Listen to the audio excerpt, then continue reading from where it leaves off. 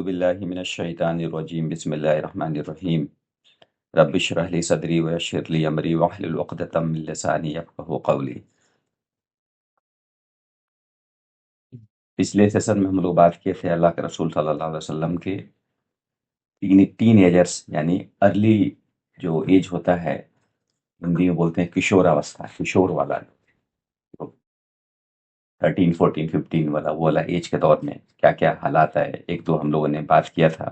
اب آگے بات کرتے ہیں، ہم لوگ کا بہت امپورٹنٹ پارٹ شروع ہوتا ہے۔ یہ اللہ تعالیٰ کے اللہ کے رسول صلی اللہ علیہ وسلم کے بچپنا، اور ہم لوگوں نے ایک طرح سے ارلی فیج یعنی ٹین ایجرس لائف دیکھ لیا۔ اب اس کے بعد کیا ہوا جب وہ جوانی کے اس میں گئے، 18 20 کے سال کے بعد اب کیا ہوا؟ جب کوئی بھی انسان بڑا ہوتا ہے تو کیا کرتا ہے، کیا کرنا چاہتا ہے؟ کوئی نہ کچھ کام کرنا چاہتا ہے۔ ہمارے یہاں کہتے ہیں جاب کرنا، لیکن کوئی مقصد کیا ہوتا ہے؟ کوئی نہ کوئی کمانا، پیسے کمانا، چاہے جاب کے ذریعے سے ہو، تجارت کے ذریعے سے ہو، کسی اور کی مزدوری کر کے، جیسے بھی ہو، کیا مقصد کیا ہوتا ہے؟ کمانا۔ تو اللہ کے رسول صلی اللہ علیہ وسلم نے بھی اس پر دھیان دیا کہ کام کیسے کیا جائے، فیملی کی کیسے ہیلپ کی جائے۔ یہ بہت ہی امپورٹنٹ ہے کہ اسلام میں اس کے لیے انکریج کیا گیا ہے کہ آپ پیسے کماؤ، آپ کام کرو، ٹھیک ہے؟ اس کو کیا کیا گیا؟ انکریج کیا گیا ہے۔ اس کے بارے میں کہا گیا ہے کہ آپ پیسے یوں نہیں کہ آپ صرف گھر پہ بیٹھے رہیں اور اللہ اللہ کرتے رہیں، کمائیں نہیں، جاب نہ کریں، بزنس نہ کریں، تجارت نہ کریں، جو بھی کام آپ سے ہو سکتا ہے، جو جو جو جائز کام ہے، کوئی نہ کوئی کام کریں، محنت کا کام کریں، ٹھیک ہے؟ لیکن ہاں، یہ اللہ نے ضرور کہا ہے، قرآن میں اللہ تعالیٰ نے ضرور کہا ہے کہ آخرت کی زندگی یہاں سے بہتر ہے۔ کہتے ہیں نا والآخرۃ خیر وابقیٰ، یعنی بعد والی زندگی جو ہے نا وہ زیادہ بہتر ہے۔ لیکن اس کا مطلب یہ نہیں کہ ہم اس کو بیلنس نہ کریں، کہ ہم کمائیں نہیں، ہم صرف دین کے کاموں میں لگ جائیں، ہم دین میں لگ جائیں، ہم کو کمانا بھی ضروری ہے، ٹھیک ہے؟ ابو طالب ان کے چچا تھے، ٹھیک ہے؟ ابو طالب بھی دیکھا جائے تو کافی جاہد انسان تھے، کافی کافی ایک نیک انسان تھے، اور بہت زیادہ پیسوں کے پیچھے نہیں بھاگتے تھے، وہ بڑے لیڈر تھے۔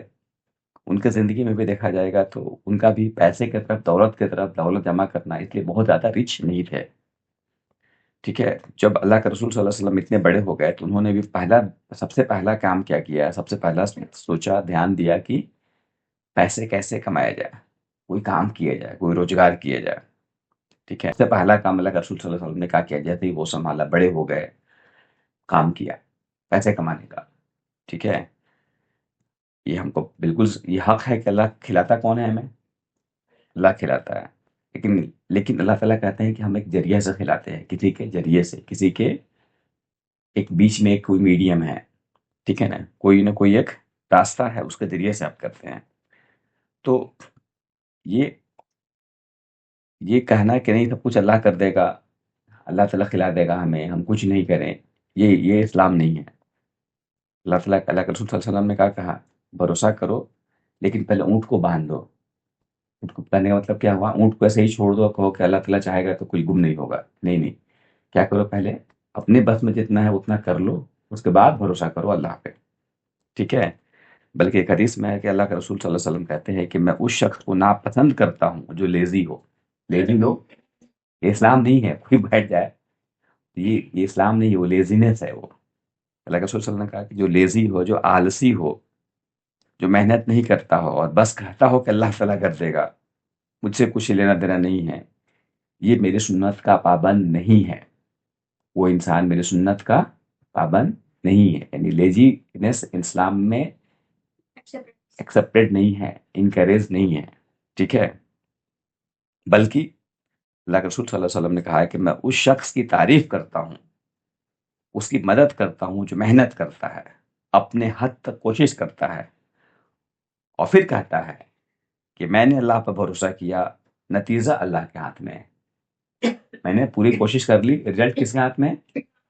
ہاں، کب کرتا ہے؟ پورا کوشش کرنے کے بعد۔ وہ انسان پسند نہیں جو کوشش ہی نہیں کرے، بولتا ہے کہ اللہ تعالیٰ چاہے گا تو ہو جائے گا، نہیں چاہے گا تو نہیں ہوگا۔ یہ اسلام نہیں ہے، بہت سارے لوگ اس میں پھنسے ہوئے ہیں، ٹھیک ہے؟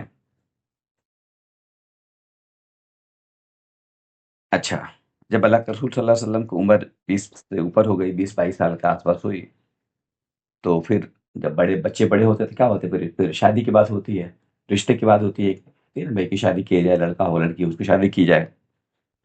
تو کچھ نریشن، کچھ روایتیں میں آتا ہے کہ کچھ روایتوں کا ذکر آتا ہے کہ ان کے بات چلنے لگی اللہ کے رسول صلی اللہ علیہ وسلم کے رشتے کے لیے.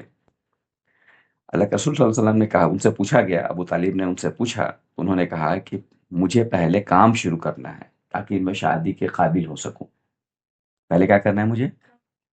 کیا کرنا ہے؟ پہلے کام شروع کرنا ہے، ٹھیک ہے نا؟ یعنی اپنا فائنینشیل، آرتھک جو آدھار بنانا ہے، ایک فائنینشیل بیس بنانا ہے، ٹھیک ہے نا؟ وہ پہلے بھی کر چکے تھے کام.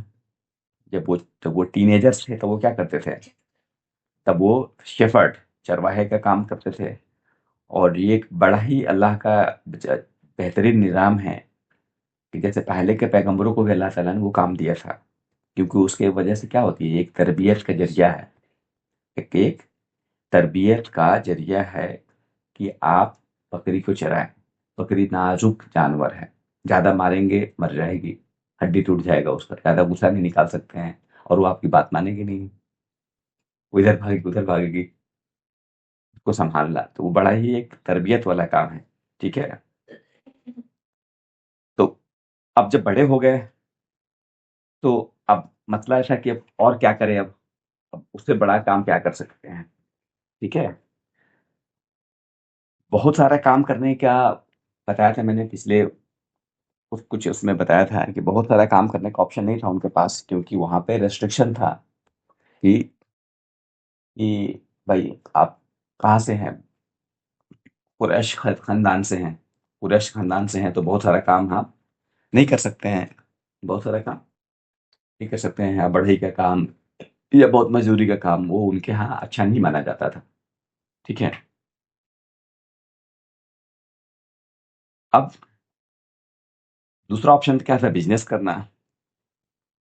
بزنس کرنا ہے تو بزنس کرنے کے لیے ابو طالب جو ہے جاتے تھے، بڑے بڑے لمبے لمبے ٹرپ پہ جاتے تھے، لمبے لمبے سفر پہ جاتے تھے، بتایا تھا.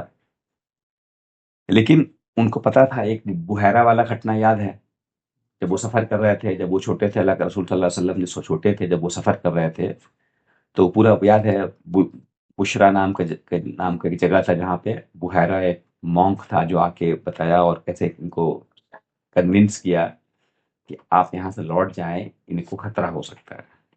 تو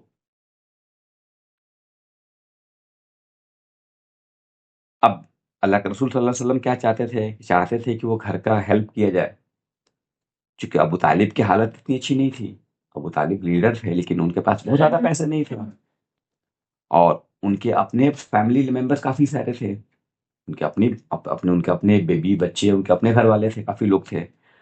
تو اللہ کے رسول چاہتے تھے کہ میں کیسے نہ کچھ کر کے ان کی ہیلپ کروں، کچھ نہ کچھ میں بھی کروں، لیکن کروں تو کیا کروں، بزنس کرنے میں پرابلم ہے کہ میں باہر جا نہیں سکتا ہوں.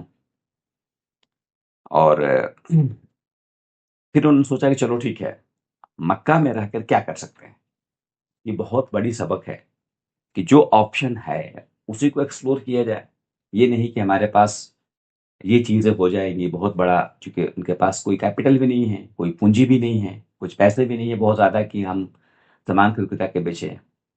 بہت باہر جانے پہ ریسٹرکشن بھی ہے، خطرہ ہے، باہر نہیں بھی جا بھی نہیں سکتے ہیں، تو کرے تو کیا کرے. یہ اللہ کے رسول صلی اللہ علیہ وسلم کی لائف سے ایک بہت بڑا سبق ملتا ہے کہ انہوں نے سوچا کہ جو ممکن ہو سکتا ہے ہم کو مکہ میں رہ کے میں وہی کروں گا. یہ بہت بڑا لیسن ہے کہ جو آپ کے پاس وسائل ہے، آپشن ہے، اسی کو ایکسپلور کیا جائے. اور ان کے پاس خود یتیم تھے، ان کا اپنا مال تھا نہیں، ابو طالب کے پاس ہی پیسے تھا نہیں بہت زیادہ، تو انہوں نے کام کرنا شروع کیا.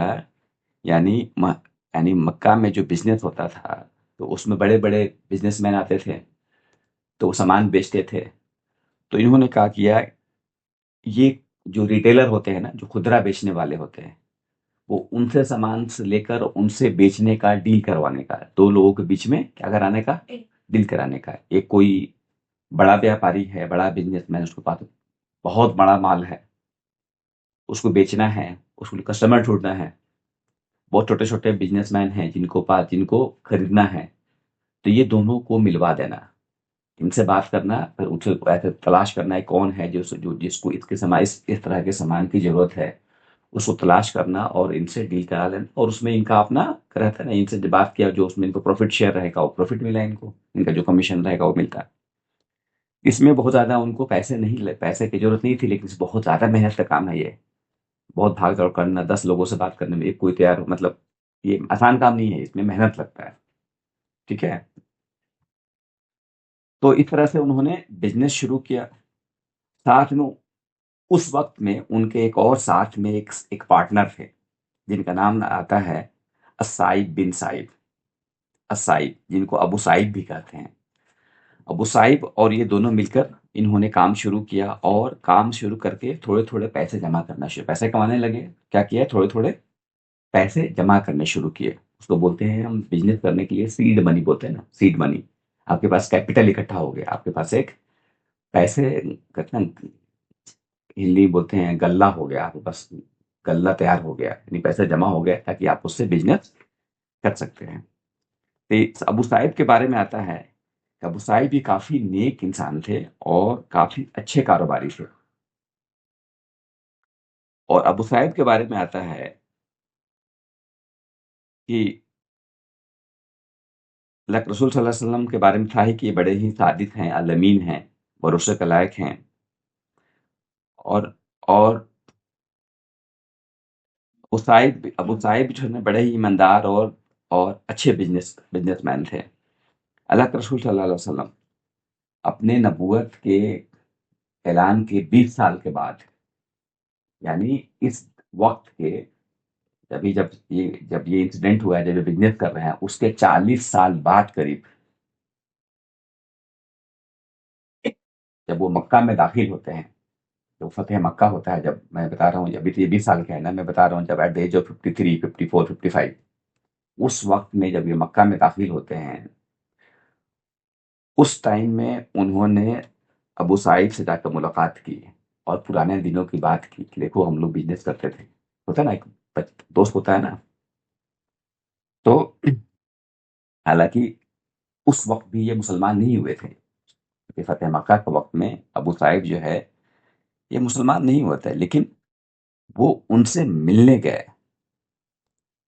اور انہوں جب ملنے گئے ان سے تو ان کی تعریف کی، لوگوں سے تعریف کی کہ ابو سعید بہت اچھے بزنس مین ہیں، یہ کبھی کسی کو دباتے نہیں ہیں، بزنس میں کسی کو دباتے نہیں ہیں اور کسی کو دھوکہ نہیں دیتے ہیں، ٹھیک ہے نا۔ یہ ان کا طریقہ تھا کہ اپنے دوستوں کو بھی یاد کرنا، کب 40 سال کے بعد بھی، آفٹر 40 ایئرس یہ اسٹل ریمبرس، اور کب مل رہے ہیں، جب یہ محمد رسول اللہ ہو چکے ہیں، پیغمبر کا پورا اعلان ہو چکا ہے۔ اس وقت تو 20 سال میں تو ایک سمپل ایک عام انسان کی طرح تھے، اب تو پورا ایک طرح سے ہیڈ آف دی اسٹیٹ ہے نا، فتح مکہ کے بعد ہی was head of the state. بعد میں قبول کیا انہوں نے، اس وقت کی بات کر رہا ہوں میں، اس وقت یہ انہوں نے اسلام قبول نہیں کیا تھا۔ کہنے کا مطلب یہ ہے کہ یہ کنیکشن کتنا پرانا ہے، انہوں نے ان کے کیریکٹر، ان کی ایمانداری کی تعریف کی، اور انہوں نے کہا لا یشاری ولا یشماری ولا یماری، نہ کبھی جھوٹ بولا اور نہ کبھی دھوکہ دیا۔ تو یہ ان کے بارے میں ہے۔ یہ ابو سعید بزنس کرتے تھے، قریب 20 22 سال کی عمر میں آتے ہیں واپس، بزنس کر کے انہوں نے کیا کیا، تھوڑے سے پیسے کیپٹل جمع کیا، کچھ رقم جمع ہو گیا۔ اب یہ سوچے کہ اب ہم لوگ بزنس کر سکتے ہیں، پہلے تو پیسہ ہی نہیں تھا بزنس کرنے کے لیے، اب ہمارے پاس کچھ پیسہ ہے۔ اب انہوں نے ابو طالب سے اجازت کی کہ آئے اجازت مانگنے کے لیے کہ مجھے سفر کرنا ہے، مجھے بزنس کرنا ہے، ٹھیک ہے۔ اور انہوں نے پورا اپنا اسٹرانگ پوائنٹ رکھا کہ دیکھیے میں آلریڈی بزنس یہاں پہ کر کے دکھا دیا نا، میں کچھ نہ کچھ کام کر رہا ہوں، بزنس کا میں جڑا ہوا ہوں اور میں بزنس کر سکتا ہوں، ٹھیک ہے۔ تو ایک روایت میں آتا ہے کہ انہوں نے پہلا سفر جو ہے نا اپنے چچا کے طرف سے کیا، لیکن تاکہ وہ تھوڑا ایک بزنس ایکسپیرینس لیا۔ اس کے بعد میں آتا ہے کہ اس وقت ایک مکہ میں ایک بڑے ہی امیر کاروباری عورت تھی، ایک بہت ہی امیر، بہت ہی ویلدی لیڈی تھی، بہت پیسے تھے ان کے پاس، بڑی بزنس مین تھی، لیڈی تھی، ان کا نام تھا خدیجہ بنت خویلد۔ کیا نام تھا؟ خدیجہ بنت خویلد۔ بعد میں آئے گا کہ ان کی شادی ہوئی ہے اللہ کے رسول صلی اللہ علیہ وسلم سے، ابھی کیا ہے یہ بزنس وومین ہے، ٹھیک ہے نا؟ اور یہ خاندانی دولت مند تھی، ان کے باپ دادا پورے رہتے ہیں نا بزنس میں تھے۔ یہ ایک طرح سے بیوہ تھی، ویڈو تھی، ان کے شوہر کا انتقال ہو گیا تھا، بلکہ 2 بار ان کی شادی ہو گئی، دونوں بار یہ 2 بار کی ویڈو تھی یہ، ٹھیک ہے، 2 بار کی بیوہ تھی، بہت پیسہ تھا، اور بزنس، وہ بزنس میں انویسٹ کرتی تھی، بزنس میں نویش کرتی تھی، انویسٹ کرتی تھی، وہ اپنے ساتھ بزنس مین کو رکھتی تھی، کیونکہ بزنس مین کو رکھتی تھی کہ بزنس مین ان سے ان کا مال لے اور شام میں جائے، جو کہ سیریا ہے آج میں، جا کے آج کے ڈیٹ میں وہاں جائے اور وہاں کاروبار کرے اور پیسے لے کر آئے، بیچ کے لائے، اور ان کا جو ایک ڈیل ہوا ہے اس پہ ان کا حساب ہوتا تھا۔ تو وہ خود اکیلے سفر کرنا سیف نہیں تھا اس وقت، تو وہ سوچ دیکھتی تھی کہ سب سے بھروسے مند انسان کون ہے، بھائی پورا سامان دینا ہے، بزنس سامان کس کو دینا ہے، کوئی نہ کوئی لے کے جائے گا ان کے بھی ہاتھ میں، تو وہ ہمیشہ سوچ ڈھونڈتی تھی کہ ایسے انسان ملے جو ایماندار ہو، جو امانت دار ہو، جو میرے مال کو لے کے جائے، بیچے اور صحیح صحیح حساب دے، یہ نہیں کہ اس میں سے گھپلا کر لے۔ لیکن ایسے لوگ بہت کم ملتے ہیں جو بہت آنےسٹ ہوں۔ خیر ان کا بزنس چل رہا تھا، جب انہوں نے نام سنا کہ بھائی ایک نوجوان ہے مکہ میں جس کا ریپوٹیشن بہت اچھا ہے، جس کو لوگ الامین بلاتے ہیں، جو بڑا ٹرسٹ وردی ہے، بڑا ایماندار ہے، بڑا سچائی ہے، بڑا کریکٹر والا ہے، نام ہو گیا اللہ کے رسول صلی اللہ علیہ وسلم کو لوگ نام سے کم جانتے تھے، ان کا امین سے زیادہ لوگ جانتے تھے، ان کو نام سے کم اور ان کی کیریکٹر کو، ان کی سچائی کی وجہ سے، ان کی امانت داری کی وجہ سے لوگ زیادہ جانتے تھے۔ انہوں نے سنا تو ان کو بلوایا، ٹھیک ہے، اور ان سے بات کیا بزنس کرنے کے لیے، میرے ساتھ کام کرنے کے لیے،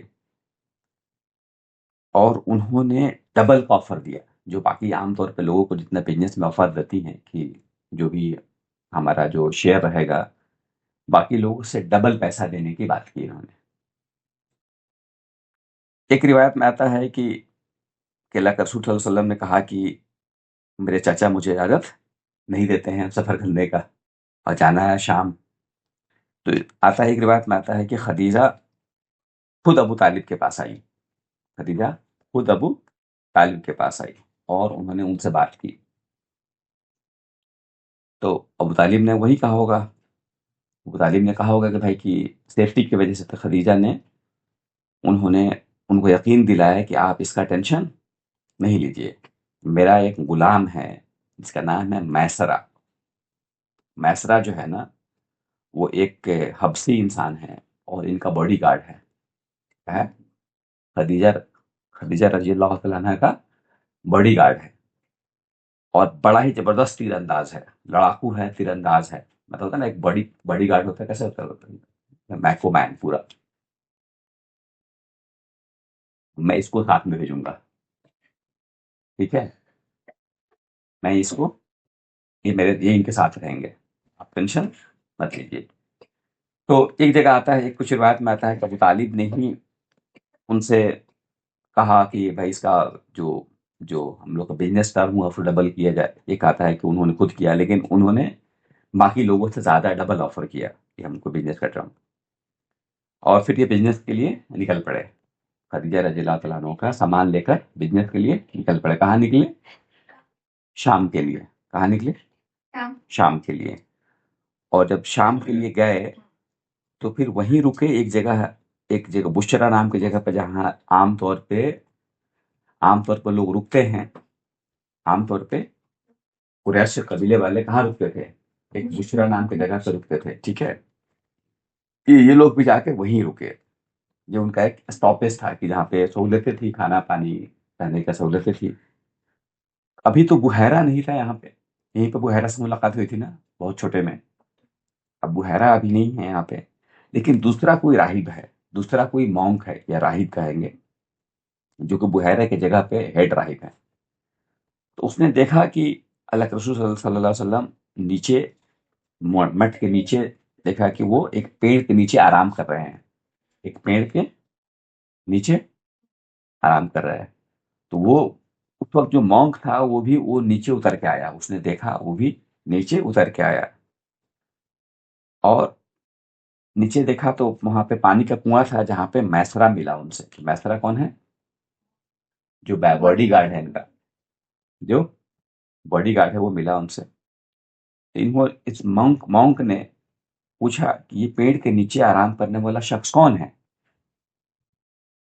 میسرا نے جواب دیا کہ یہ محمد بن عبداللہ ہیں، قریش قوم سے ہیں. قریش یعنی حرم کے خادم ہیں. پورا بتایا کہ یہ کہاں سے محمد عبداللہ بن عبداللہ ہیں، قریش خاندان سے ہیں، یعنی کعبہ کے کیئر ٹیکر والے خاندان سے ہیں. تو اس راہب نے کہا کہ میرے نالج کے اکارڈنگ میں نے جو لکھا ہے، اس وقت پہ اس جگہ پہ یعنی اس پیڑ کے نیچے کوئی انسان نبی کے علاوہ کوئی بیٹھ ہی نہیں سکتا ہے. میرا پوری ریڈنگ یہ کہتی ہے کہ اس پیڑ کے نیچے اس وقت میں کوئی نبی کے علاوہ کوئی نہیں بیٹھ سکتا ہے. یعنی نشانیاں اس نے اپنی کتابوں میں پڑھ رکھی تھی، پہچان گیا. خیر، وہ اللہ کے رسول صلی اللہ علیہ وسلم آگے بڑھتے رہے، سفر جاری کیا اور کہاں پہنچے؟ شام پہنچے اور اپنا مال بیچا، جو بھی بزنس کا کاروبار کیا اور بڑا ہی زیادہ پروفٹ کمایا انہوں نے. ایکسٹرا آرڈینری پروفٹ ملا انہیں، کیونکہ بڑے ہی شارپ تھے، بڑے ہی تیز تھے، ایماندار بھی تھے اور بزنس میں بڑا اسکل تھا ان کا. اللہ کے رسول صلی اللہ علیہ وسلم کا بزنس میں بڑی پکڑ تھی ان کی. ٹھیک ہے، تو انہوں نے کافی اچھا بزنس کیا، کافی زیادہ منافع کمایا، پروفٹ لیا.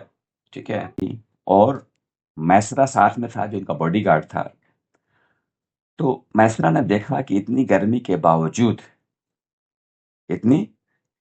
باوجود بڑے ہی سکون سے چل رہے ہیں. ایک تو اللہ کے رسول صلی اللہ علیہ وسلم عام طور پہ بڑے ہی اطمینان سے اور بہت سکون سے رہتے تھے. عام طور پہ جو ہوتے ہیں جو بہت اوور ایکسپریشن دینا، گرمی ہے تو بہت زیادہ یہ کرنا، وہ سب بہت ہی سکون سے رہتے تھے. تو انہوں نے دیکھا کہ میسرا، چونکہ میسرا کا نگاہ کدھر ہے؟ اللہ کے رسول صلی اللہ علیہ وسلم پہ، چونکہ باڈی گارڈ ہے یہ، تو پورا دیکھ رہا ہے. پورا کہتے ہیں باڈی گارڈ کیسے پورا اٹینشن رہتا ہے نا. دیکھا کہ یہ تو بہت ہی آرام سے چل رہے ہیں، اتنی تیز گرمی ہے. تو اس نے دیکھا کہ ان کے اوپر شاید اس نے نوٹس کر لیا کہ ان کے اوپر ایک شیڈو ہے، ایک چھایا ہے، سایہ حاصل تھا. اور میسرا نے بعد میں یاد بھی کیا کہ میں نے دیکھا کہ ان کے کہ محمد پہ صلی اللہ علیہ وسلم پہ دو فرشتے، یعنی مطلب ایسا ساتھ کچھ شائع ہو رہا تھا. جب وہ آئے مکہ پہنچے تو خدیجہ کے پاس گئے اور انہوں نے میسرا کے ساتھ بیٹھ کر پورا حساب دیا، صحیح حساب دیا اور ہر بات کو ڈیٹیل میں بتایا کہ دیکھو یہاں پہ یہ خرچ ہوا، یہاں پہ یہ گئے، یہاں پہ ایسے. وہ کہتے تھے ایک بزنس لمبا سفر، لمبا کاروبار رہا، تو بہت ہی ڈیٹیل میں اللہ کے رسول صلی اللہ علیہ وسلم نے بتایا. اور ہر بات پہ پوچھتے، میسرا سے پوچھتے کہ دیکھو میسرا ایسا ہوا تھا نا، کہتے نا ایک گواہی لیتے اس سے کہ تم، یعنی اٹینشن ٹو ڈیٹیل. یعنی ایک بزنس کا بزنس کا اصول ہے کہ ہم کسی کو کام پہ رکھ رہے ہیں یا کسی کے لیے کام کر رہے ہیں تو اس کا حساب ہم پورا دیں، پورے اچھے سے بتائے کہاں پہ کتنا خرچ ہوا، کیا ہوا، ان ڈیٹیل. اس میں موٹا موٹی نہیں، بہت ڈیٹیل میں بتایا. تو اللہ کے رسول صلی اللہ علیہ وسلم نے بہت ہی ڈیٹیلنگ کی اور بیچ بیچ میں میسرا سے بھی پوچھتے کہ دیکھو یہ صحیح ہے نا، صحیح تھا نا، یہ صحیح تھا نا. خدیجہ رضی اللہ عنہ نے ان کی ایمانداری اور ان کی ڈیٹیلنگ دیکھ کر، ان کی باریکی دیکھ کر بڑے ہی امپریسڈ ہوئی.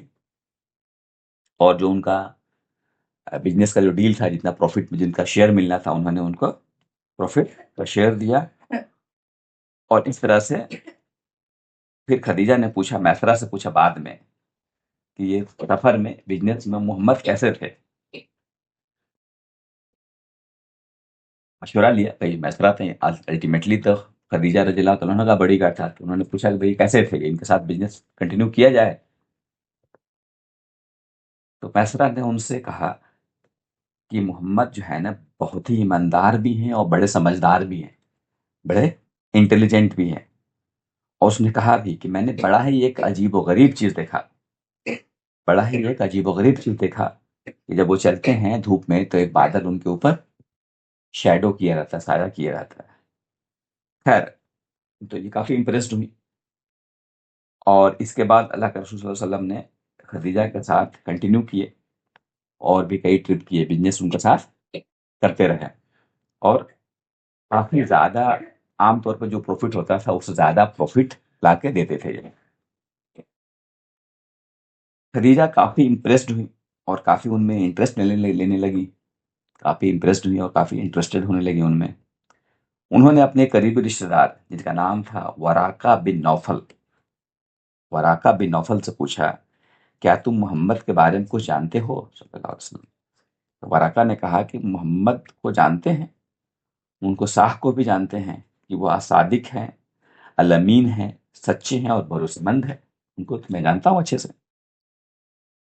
خدیجہ ابھی بھی جوان تھی، بوڑھی نہیں ہوئی تھی، جوان تھی، امیر بھی تھی، ان کے پاس بہت رشتے آتے تھے، لیکن ان کو یقین نہیں ہوتا تھا کہ جو رشتے آ رہے ہیں یہ ان کے لیے مناسب ہے، ان کے پیسے کو دیکھ کر کوئی رشتہ دے رہا ہے، لالچ میں دے رہا ہے، یا واقعی اچھا انسان ہے، ایک انسان کو دیکھ کے رشتہ دے رہا ہے، ان کے کریکٹر کو، ان کی پرسنالٹی کو دیکھ کے دے رہا ہے، کہ ان کو پیسے کو دیکھ کے دے رہا ہے، رشتہ لے کے آ رہا ہے۔ یہ کافی فکر مند رہتی تھی کہ رشتے آتے تھے لیکن وہ قبول نہیں کر پاتی تھی۔ اس لیے انہوں نے اپنے کجن ورقہ سے پوچھا کہ محمد کے درمیان شادی کے بارے میں کیا سوچتے ہو؟ انہوں نے مشورہ لیا اپنے کزن سے، تو ورقہ نے کہا کہ، اور ہمت بڑھائی کہ نہیں، بالکل بہت اچھی سوچ ہے آپ کی۔ تو خدیجہ کی ان کی ایک فرینڈ تھی، ان کی ایک سہیلی تھی، فرینڈ تھی، ان کا نام تھا نفیسہ یا نفیسہ، اس کو نفیسہ بھی بول سکتے ہیں یا نفیسہ بھی بول سکتے ہیں۔ یہ ان سے صلاح لی، وہ دوسرے سے مشورہ کرتا نا آدمی، تو تو نفیسہ نے پوچھا کہ آپ واقعی انٹرسٹڈ ہیں محمد میں صلی اللہ علیہ وسلم؟ خدیجہ نے کہا کہ ہاں۔ تو نفیسہ نے آگے بڑھی، نفیسہ گئی اللہ کے رسول صلی اللہ علیہ وسلم کے پاس، اور ان کے پاس گئی اور کہا کہ تم خدیجہ کو جانتے ہیں، آپ کاروبار بھی کر چکے ہیں، آپ بتائیے کہ آپ کو خدیجہ کیسی لگتی ہیں؟ محمد صلی اللہ علیہ وسلم نے کہا کہ ایک بہترین عورت ہیں، بہت ایماندار ہیں، بڑے بھروسے مند ہیں، میں نے ان میں صرف اچھا ہی دیکھی ہے۔ نفیسہ نے پوچھا کہ کیا آپ شادی میں انٹرسٹڈ ہیں؟ تو انہوں نے کہا کہ ہاں، لیکن کیا وہ شادی میں دلچسپی رکھتی ہیں؟ انہوں نے بھی کہا کہ ٹھیک ہے، لیکن کیا وہ انٹرسٹڈ ہیں؟ نفیسہ نے کہا ہاں ہاں، وہ دلچسپی رکھتی ہیں، تبھی تو میں آئی ہوں، نہیں تو میں نہیں آتی۔ میں انہوں نے کہا کہ ٹھیک ہے، تو پھر ہاں، اگر وہ چاہتی ہیں تو میں بھی اس میں انٹرسٹڈ ہوں۔ اور پھر نفیسہ اور محمد صلی اللہ علیہ وسلم ابو طالب کے پاس گئے، جو ان کے چچا تھے، گارجین تھے، اور ایک رشتے پہ بات کرنے کے لیے گئے۔ ٹھیک ہے، بزنس مین کا بڑا ہی بڑا ہی بڑا رول ہے کہ ایک ٹرسٹ وردی، انہوں نے کہا تھا کہ ایک ٹرسٹ وردی ہیں، ایک بزنس مین ہیں، انہوں نے بھی ایک دوسرے پر ٹرسٹ کیا۔ تو اللہ کے رسول صلی اللہ علیہ وسلم نے بزنس کرنے والوں کو، اور اگر ٹرسٹ وردی ہے، اگر ایماندار ہے، اس کے بارے میں بڑی بڑی باتیں کی ہیں۔ ٹھیک ہے، کہ اگر اللہ کے رسول صلی اللہ علیہ وسلم نے کہا کہ ایک ایماندار اور بھروسے مند کاروباری قیامت کے دن نبیوں اور شہیدوں اور نیک اور سچے لوگوں کے ساتھ ہوگا۔ تو بزنس میں ایمانداری برتنا بڑا مشکل کام ہے، آج کی ڈیٹ میں کہتے ہیں کہ ممکن نہیں ہے، مطلب ممکن تو ہر ہے، بالکل ہے، لیکن مشکل ہے کہتے ہیں۔ لیکن اللہ کے رسول صلی اللہ علیہ وسلم نے کہا کہ اگر کوئی بزنس میں ایماندار ہے تو کس کے ساتھ رہے گا وہ؟ نبیوں، شہیدوں، نیک اور سچے لوگوں کے ساتھ ہوگا وہ۔ انہوں نے دکھایا اپنے کیریکٹر کو، بلکہ شروع میں بزنس کیا تھا مکہ میں، جب شروع میں کیا تھا، اور میں نے بتایا کہ اپنے پرانے کاروباری بزنس پارٹنر کو بھولے نہیں، اس کو بھی بیٹھ کے باتیں کیا، اس کے کیریکٹر، یعنی سب سے امپورٹنٹ کیا ہے، یہ رشتے کی جہاں بات ہو رہی ہے یہاں پہ دونوں لوگ کیا دیکھ رہے ہیں ایک دوسرے پہ، ایک دوسرے کا ایک دوسرے کا کیریکٹر کوالٹیز، ویری گڈ، ایک دوسرے کا کیریکٹر دیکھ رہے ہیں، ایک دوسرے کا اخلاق دیکھ رہے ہیں، ایک دوسرے کا چرتر دیکھ رہے ہیں، اخلاق دیکھ رہے ہیں کہ دونوں کا کیریکٹر اخلاق کتنا اچھا ہے۔ یہ شادی کی بنیاد ہونی چاہیے۔ شادی کی بنیاد ایک بڑا خاندان ہے، بڑا سندر ہے، بڑا پیسہ والا ہے، بہت زمین والا ہے، بہت بڑا گھر ہے، یہ نہیں ہے، بلکہ شادی کے لیے بنیاد کیا ہے؟ ایک بہت اچھا کیریکٹر ہے، ٹیلنٹ بھی نہیں ہے، ٹیلنٹ الگ ہے، کیریکٹر الگ ہے، کتنا سچا ہے، کتنا ایماندار ہے، ٹھیک ہے، اس کا بیہیویئر کتنا اچھا ہے، کتنا پولائٹ ہے، اخلاق کتنا اچھا ہے، یہ امپورٹنٹ ہوتا ہے۔ یہ اللہ کے رسول صلی اللہ علیہ وسلم نے کر کے دکھایا۔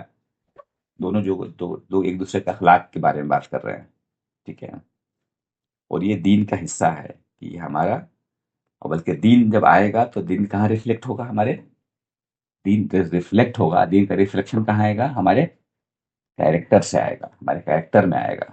یہ ہو ہی نہیں سکتا ہے کوئی دیندار ہو، اس کا کیریکٹر اچھا نہ ہو، تو وہ صرف، ٹھیک ہے، اس کا مطلب کسی کا کیریکٹر اچھا نہیں ہے، کوئی شارٹ ٹیمپرڈ ہے، بہت غصہ آتا ہے، بنا بات کے لڑتا ہے، جھوٹ بولتا ہے، اور دیندار بھی ہو، مطلب وہ دکھاوے کا دیندار ہے۔ آپ جو ہے ہمارے دین کا حصہ ہے، ٹھیک ہے۔ یہ جو بزنس کا طریقہ تھا اللہ کے رسول صلی اللہ علیہ وسلم کا، اس کو بولتے ہیں مداربہ، یعنی پیسہ کوئی اور لگائے گا، محنت کوئی اور کرے گا۔ ایک آدمی ہے جو پیسہ لگائے گا، خدیجہ رضی اللہ عنہا کیا کرتی تھی؟ پیسہ لگاتی تھی، محنت کون کرتے تھے؟ اللہ کے رسول صلی اللہ علیہ وسلم محنت کرتے تھے۔ اس کو بولتے ہیں مداربہ، اور کافی اس کو انکریج کیا گیا ہے اسلام میں کہ مداربہ کیا جائے، سن رہے ہو نا؟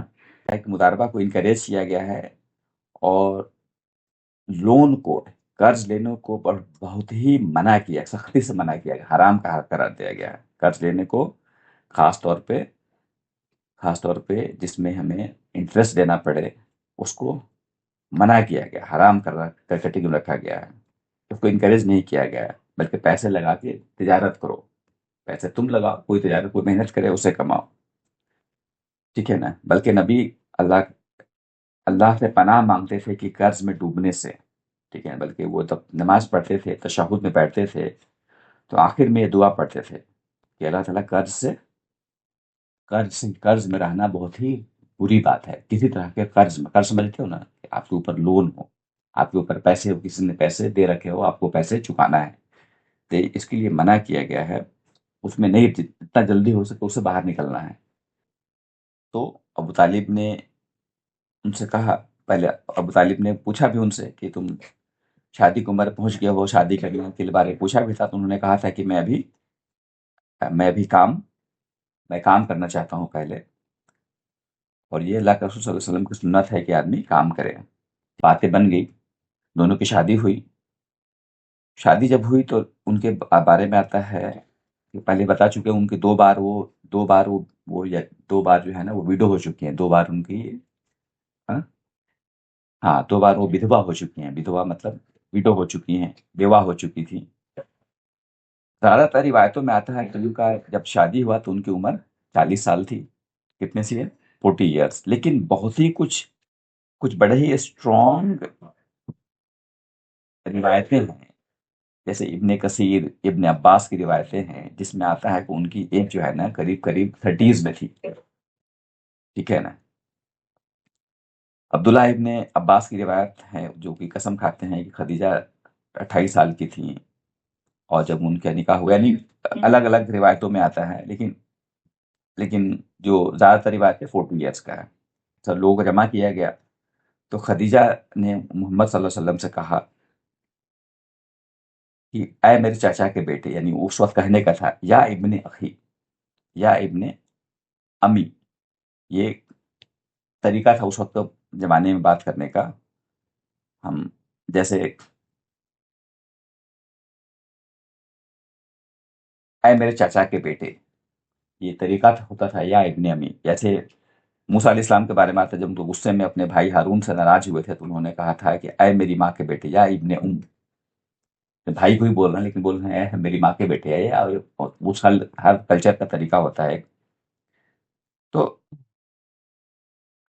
انہوں نے کہا کہ میں تم سے خدیجہ رضی اللہ عنہا نے کہا کہ میں تم سے شادی کرنا چاہتی ہوں کیونکہ تم رشتے کو نبھاتے ہو، تم اپنی قوم کے سب سے بہترین ہو، تم سچے ہو، تمہارا کیریکٹر یعنی کیریکٹر جو ہے نا، اخلاق جو ہے نا بہت اچھا ہے، تمہاری باتوں میں سچائی ہے، تم جھوٹ نہیں بولتے ہو، تم دھوکہ نہیں دیتے ہو، اسی لیے میں تم سے نکاح کا پروپوزل دیتی ہوں، نکاح کا پرستاؤ دیتی ہوں، ٹھیک ہے؟ یہ اس بات بنیاد کس چیز کو بنایا؟ سچائی، ایمانداری، دھوکہ نہیں دیتے ہو، سچ بولتے ہو اور رشتے نبھاتے ہو، یہ سارے باتوں کا ویٹیج دیکھے تب انہوں نے پروپوزل ڈالا کہ آپ سے میں نکاح کرنا چاہتی ہوں، ٹھیک ہے نا؟ اور انہوں نے بھی محمد صلی اللہ علیہ وسلم انہوں نے تعریف کی کہ آپ قریش کی سب سے عزت دار اور شریف عورت ہیں، کافی عزت دار ہیں، کافی شریف ہیں، اور بزنس کا ڈیلنگ آپ کا اچھا ہے، آپ کو پتہ ہے نا، انہوں نے بھی تعریف کی ان کا کریکٹر، ان کے نیچر کا، اور سب انہوں نے بولا کہ رسول صلی اللہ علیہ وسلم نے اپنے چاچاؤں کو بلایا، اپنے چاچا لوگوں سے رائے لیا، مشورہ کیا، سب راضی ہو گئے، اور سب نے اس کے بعد ان سے جو انگیجمنٹ ہوتا ہے سگائی ہوئی، اور حمزہ رضی اللہ تعالیٰ عنہ جو کہ محمد صلی اللہ علیہ وسلم کے چچا ہیں، اور ان کے دودھ بھائی بھی ہیں، رجائی بھائی بھی ہیں، دودھ ملک برادر بھی ہیں، ٹھیک ہے؟ اور وہ انہوں نے خدیجہ کے گھر والوں سے کہا کہ ہم اپنے بیٹے اور بھتیجوں کو ساتھ لائے ہیں تاکہ تمہاری بیٹی خدیجہ سے نکاح ہو، اور نکاح میں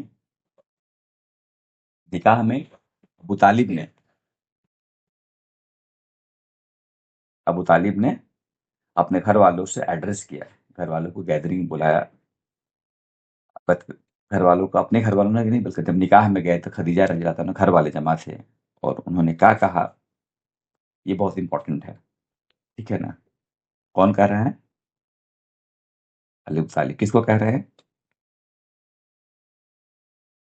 کہ گھر والوں کو انہوں نے کہا کہ میں چاہتا ہوں تم جان لو کہ یہ نوجوان کون ہے، یہ نوجوان کون ہے، یہ بہت ایماندار ہے، سچا ہے، لیکن اس کے علاوہ بھی بہت خاص ہے، اس کے علاوہ بھی بہت خاص ہے، اس کے بچپن میں کتنا محنت اور پرورش لگی، اس کے والد اس کے پیدائش سے پہلے مطلب احساس دلا رہے ہیں کہ لوگوں کو دیکھو کہ کتنا یہ میں نے اس کی پرورش کی ہے، اس کے پیدا ہونے سے پہلے اس کے والد کا انتقال ہو گیا، اس کے بچپن میں ہی اس کی ماں گزر گئی، اس کے دادا بھی گزر گئے، میں نے اسے پالا ہے، ہم سب سمجھتے ہیں کہ اس میں کچھ خاص بات ہے، ٹھیک ہے نا؟ جب یہ نکاح ہو جائے گا تو تمہیں ایک خزانہ ملے گا، یہ آپ محمد اپنے آپ میں کیا ہے؟ ایک ٹریزر ہے، ایک بڑے خزانہ ہے، یہ بہت بڑی چیز تم کو حاصل ہو جائے گی، ٹھیک ہے نا؟ میری نظر میں سب سے عجیب انسان ہے، سب سے بڑے انسان ہے یہ، ٹھیک ہے؟ تو یہ انہوں نے ایک طرح سے لوگوں کو بتایا کہ کس سے تمہاری شادی ہونے جا رہی ہے، ٹھیک ہے؟ اور پھر آتا ہے کہ جب ان کی شادی ہوئی تو کتابوں میں آتا ہے کہ ان کے مہر، یعنی تو جو مہر جو دیا جاتا ہے شادی میں، وہ قریب ہم، حق مہر، وہ اس میں آتا ہے کہ ایک روایت میں آتا ہے کہ 20 اونٹ، یا ایک میں آتا ہے 20 بکریاں دی گئی۔ اللہ کے رسول صلی اللہ علیہ وسلم کوئی بہت زیادہ دولت مند انسان نہیں تھے، اور نہ ہی بہت رچ فیملی سے تھے، لیکن بنو ہاشم سے تھے، پھر بھی بڑے عزت والے خاندان، قریش کے خاندان سے، الائٹ خاندان سے تھے، تو بڑے اعلیٰ خاندان میں اس وقت دیکھا جائے تو دیکھیے یہ 20 اونٹنیاں یا 20 اونٹ یا 20 بکریاں بھی کم نہیں ہیں، اپنے آپ میں ٹھیک ٹھاک ہیں، یہ ایک ماڈریٹ ہے، لیکن اس وقت میں جو بڑے خاندان ہوتے تھے ان کے یہاں پہ 200 300 اونٹیاں دی جاتی تھی، اس کے حساب سے کافی کم تھا، ایک بالکل ایک ایوریج تھا یہ، تو یہ ایک طرح سے یہ بھی ایک وہ اس پہ ڈپینڈ کرتا ہے کہ آپ کی حیثیت کتنی ہے، اگر ان کی اس وقت زمانے میں جو بہت زیادہ امیر لوگ ہوتے تھے تو وہاں پہ 200-300 اونٹنیاں یا بکریاں دیتے تھے مہر میں، ٹھیک ہے؟ تو یہ ایک بیچ کا راستہ بتایا کہ ہمیں فضول خرچی بھی نہیں کرنی ہے اور اور کنجوسی بھی نہیں کرنی ہے، ایک بیچ کا راستہ ہے، ٹھیک ہے؟ باتیں آتی ہیں کہ مہر ہمیشہ معمولی اور عزت دار ہونا چاہیے، نبی کی سنت کے مطابق فضول خرچی والا نہیں ہونا چاہیے، بہت زیادہ اس میں اشراف نہیں ہونا چاہیے، بہت زیادہ فضول خرچی والا نہیں ہونا چاہیے، اور اتنا بھی نہیں ہونا چاہیے کہ بالکل کچھ بھی نہیں ہو یہ، بالکل وہ ڈپینڈ کرتا ہے کہ اس کی حیثیت کتنی ہے، اس کے حساب سے ہو۔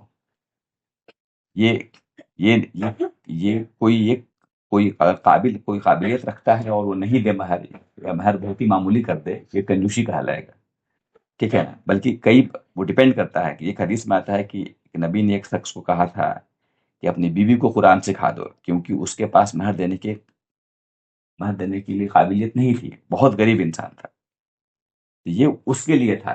اب کوئی اسی کو کوٹ کر دے کہ میں بھی اپنی بیوی کو پورا آدھا قرآن سکھا دوں گا، میرے مہر ہو جائے گا، یہ درست نہیں ہے، ٹھیک ہے؟ بلکہ آتا ہے کہ اپنے چچیرے بھائی یعنی علی ابن طالب کی شادی جب ہوئی، کس سے ہوئی تھی؟ حضرت علی رضی اللہ عنہ کی شادی کس سے ہوئی تھی؟ فاطمہ، ان کی بیٹی سے ہوئی تھی۔ فاطمہ سے ہوئی تو نبی صلی اللہ علیہ وسلم نے علی رضی اللہ عنہ سے کہا تھا کہ اپنی بیوی کو 500 درہم یعنی 500 سکے، چاندی کے سکے مہر دے۔ ان کی میرج لائف جو ہے نا 25 ایئرس رہی، 25 سال کے بعد ان کا انتقال ہوا خدیجہ رضی اللہ عنہ کا، ٹھیک ہے؟ اس وقت بہت کامن تھا کہ لوگ کئی بیویاں رکھتے تھے، لوگوں کی شادی، ایک مرد کی شادی کئی عورتوں سے ہوتی تھی، بہت عام تھا، بہت بہت عام تھا۔ لیکن پھر بھی اللہ کے رسول صلی اللہ علیہ وسلم نے پورے 25 سال تک، 25 سال زندہ تھی، اس میں انہوں نے کوئی دوسری شادی نہیں کی تھی، بس ایک ہی ان کی بیوی تھی خدیجہ رضی اللہ عنہا۔ یہ بہت بڑی بات تھی، جتنا بڑا خاندان اتنی زیادہ بیویاں، جتنا بڑا خاندان اتنی زیادہ بیویاں، بہت عام باتیں تھیں، لیکن پھر بھی بڑے خاندان ہونے سے باوجود بھی انہوں نے کوئی دوسری شادی نہیں کی تھی۔ یعنی کہنے کا مطلب یہ ہے کہ یہ بہت ہی زیادہ محبت کرتے تھے ان سے، ٹھیک ہے؟ اور یہ ان کے انتقال کے بعد بھی آتا ہے کہ کئی بار وہ یاد کرتے ہیں تو ان کے محبت کا جھلک دکھتا ہے اس میں۔ ان کے 6 بچے ہوئے، 2 بیٹے اور 4 بیٹیاں۔ پہلا بیٹا قاسم، ان کا نام تھا، قاسم تھا۔ جب ان کو لوگ پکارتے تھے ابو القاسم، اللہ کے رسول صلی اللہ علیہ وسلم کو بولتے تھے ابو القاسم، یعنی قاسم کے فادر، قاسم کے ابو، ابو ابو القاسم، تو ان کو بہت پسند تھا کہ لوگ مجھے ابو القاسم بلائے، کہ بھائی پہلا بچے کی بات الگ ہوتی ہے، اس کی ساری حرکتیں، ساری چیزیں بہت الگ اس کی میموری میں رہتی ہیں۔ جو ہے نا وہ بہت بچپن میں ہی ان کا انتقال ہو گیا تھا، قریب وہ 3 سال یا 4 سال کے تھے، کچھ حدیثوں میں آتا ہے کہ نہیں تھوڑے سے اور بڑے تھے، اتنے بڑے تھے کہ وہ گھوڑے پہ بیٹھ سکتے تھے، یعنی 5-6 سال کے رہے ہوں گے، یا 2 سے 3 سال، یا مطلب کافی ارلی ایج میں ان کا انتقال ہوا تھا۔ ان کی 4 بیٹیاں تھیں، اور 4 میں سے 3 بیٹیاں ان کے رہتے ہوئے انتقال کر گئی، اللہ کے رسول صلی اللہ علیہ وسلم کے رہتے ہوئے، ان کے زمانے، ان کے زندہ رہتے ہوئے ہی ان کی 3 بیٹیوں کا انتقال ہو گیا، ٹھیک ہے؟ اس کے بارے میں ہم لوگ بعد میں بات کریں گے، نیکسٹ ٹائم یہاں سے شروع کریں گے۔ 25 میں اللہ کے رسول صلی اللہ علیہ وسلم کی شادی ہوئی، 25 سے 35 یعنی 25 سے لے کر 35 تک میں کیا حالات رہے ہیں، اور 35 ایئرس کے بعد کیا حالات رہے، کیونکہ 40 ایئرس میں تو نبوت کا سلسلہ شروع ہو گیا، تو اس سے پہلے کیا کیا انسیڈنٹ ہوئے، اس پہ ہم لوگ کچھ امپورٹنٹ انسیڈنٹ ہوئے ہیں، اس پہ ہم لوگ بات کریں گے۔ پھر کچھ سیشن کے بعد ہم لوگ پہنچ جائیں گے وہاں پہ جہاں پہ اللہ کے رسول صلی اللہ علیہ وسلم کو وہ جو وحی کا سلسلہ شروع ہوتا ہے، ٹھیک ہے؟ چلیے آج یہاں پہ ختم کرتے ہیں۔ سبحان اللہ بحمدہ، سبحانک اللہم و بحمدک، نشہد ان لا الہ الا انت، نستغفرک و نتوب الیک۔ سبحان ربک رب العزۃ عما یصفون، وسلام علی المرسلین، والحمد للہ رب العالمین۔